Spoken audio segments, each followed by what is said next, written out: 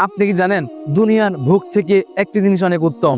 রাসূল সাল্লাল্লাহু আলাইহি সাল্লাম বলেন, দুনিয়া হলো ভোগের সামগ্রী, আর দুনিয়ার শ্রেষ্ঠ ভোগ হলো নেককার স্ত্রী।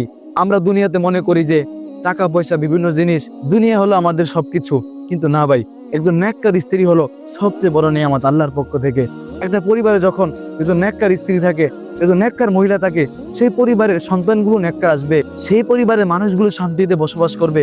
নেককার স্ত্রী যে কত বড় নিয়ামত, সেটা যেই ব্যক্তি নেককার স্ত্রী পায়নি সে বুঝে যে কত বড় জাহান্নামের মধ্যে সে বসবাস করতেছে। আল্লাহ যে সকল ভাইদের এখনো বিয়ের তৌফিক দেননি, যে সকল ভাইরা এখনো বিয়ে করতে পারেননি, বিয়ে করেননি, তারা নেককার স্ত্রীকে খুঁজে বিয়ে করুন, নেককার মেয়ে খুঁজুন। ভাই, একজন জীবন সঙ্গিনী আপনি যদি নেককার পান, আপনার জীবনটা শান্তিতে ভরে উঠবে। দেখবেন যে আপনার অনেক সমস্যার সমাধান হয়ে যাবে। যে মেয়ের মধ্যে দিনের কোনো বুঝ নাই, যে দিন সম্পর্কে জানে না, সেই মেয়েটাকে বিয়ে করে আপনি অত শান্তিতে থাকতে পারবেন না।